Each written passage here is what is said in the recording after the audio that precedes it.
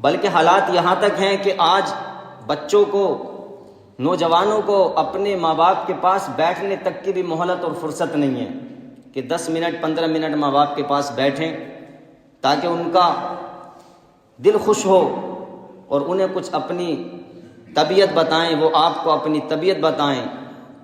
اتنا ہم موقع نہیں دے رہے کہ ماں باپ کے پاس بیٹھ کے کچھ وقت ہم گزاریں۔ اگر بیٹھتے ہیں تو اس حال میں بیٹھتے ہیں کہ ہاتھ میں موبائل ہے اور انگلی لگاتار چل رہی ہے، نگاہیں موبائل پہ جمی ہیں، ماں باپ کیا کہہ رہے ہیں پتہ نہیں چل رہا، وہ کیا ہم سے چاہ رہے ہیں ہمیں پتہ نہیں چل رہا۔ تو یہ ہستی نمبر 1 ماں باپ ہیں کہ جن سے ہمیں محبت، عقیدت، احترام کرنا چاہیے، اور اس کے بدلے میں ان سے ہمیں لاکھوں کروڑوں دعائیں ملا کرتی ہیں، ہمیشہ دعائیں ملیں گی۔ اور دوسری جو ہستی ہے اس کے علاوہ، وہ ہمارے دین کے رہبر رہنما علماء کرام ہیں کہ ہم اس دور میں دیکھتے ہیں کہ جو عالم دین ہیں، علماء کرام ہیں، ان سے ہماری عوام بڑی دور ہے۔ جو ہمیں ان کا احترام اور قدر اور عزت ہمیں کرنا چاہیے وہ ہم نہیں کر پا رہے ہیں۔ بعض مسجدوں کے حالات ایسے ہیں کہ وہ اپنے امام کو امام کم اور غلام زیادہ سمجھتے ہیں۔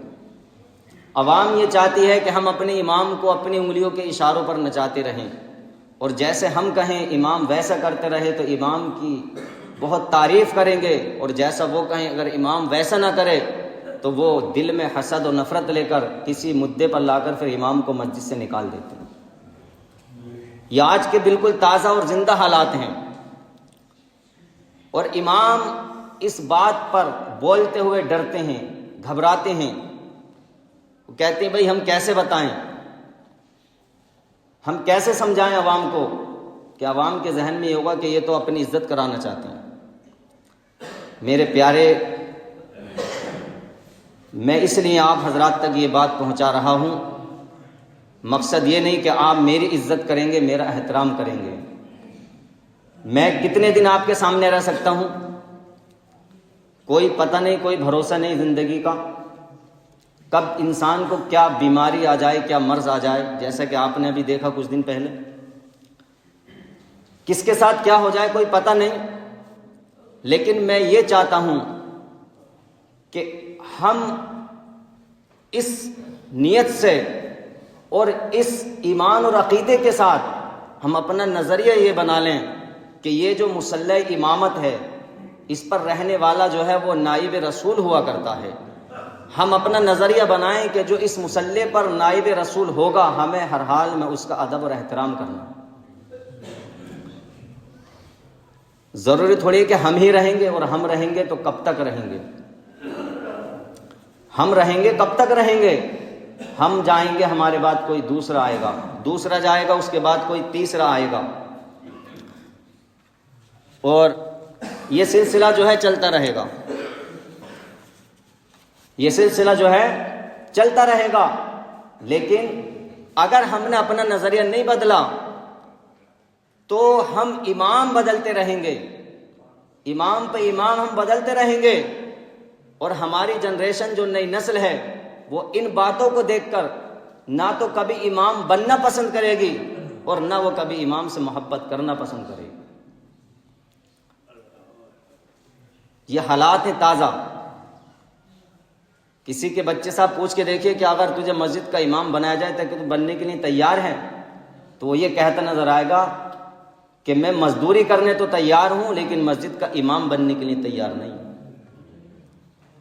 اور کس سے نفرت، کس سے عداوت؟ وہ امام مسجد کا، کہ جو جس مسجد کا امام ہوتا ہے اس مسجد کے جتنے مقتدی ہوتے ہیں ان تمام کے گھروں کے لیے خیر و برکت کی دعا وہ پہلے کرتا ہے۔ کسی کے والدین کا، کسی کے گھر کا کسی کا انتقال ہو جائے تو اس کے لیے مغفرت کی دعا وہ کرتا ہے۔ کوئی بیمار ہے تو اس کے لیے شفا یابی کی دعا وہ کرتا ہے۔ ارے تو ہمیں تو تعجب ہوتا ہے ان لوگوں پر کہ آپ ایسے سے دل میں حسد اور نفرت اور دشمنی رکھ کر چلتے ہیں کہ جو آپ کے لیے دعائیں کر رہا ہوں۔ بڑے تعجب کی بات ہے۔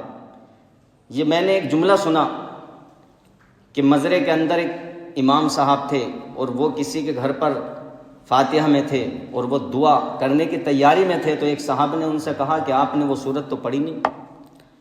تو انہوں نے کہا اگر نہیں پڑھی تو اس کا مطلب یہ تو نہیں کہ فاتحہ نہیں ہوئی، فاتحہ تو ہو گئی۔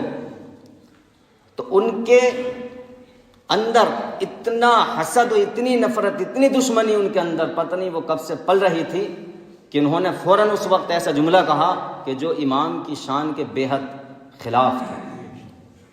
تو یہ حال ہے ہمارا، یہ حال ہماری قوم مسلم کا اس وقت چل رہا ہے۔ مسلمانوں ذرا سوچو اور غور و فکر کرو کہ جن سے ہمیں محبت کرنا چاہیے ہم ان سے دشمنی، عداوت و نفرت رکھ رہے ہیں۔ جیسا کہ میں نے پہلے نمبر پر آپ کو بتایا کہ سب سے پہلے مقام پر ہمارے ماں اور باپ ہیں، والدین ہیں، جو ہمارے لیے دعائیں کرتے ہیں اور بڑی محنت، مشقت اور پریشانیوں کو برداشت کرتے ہیں، اور ہم ان سے محبت نہیں کرتے۔ یہ بڑی کم عقلی و بے وقوفی ہے۔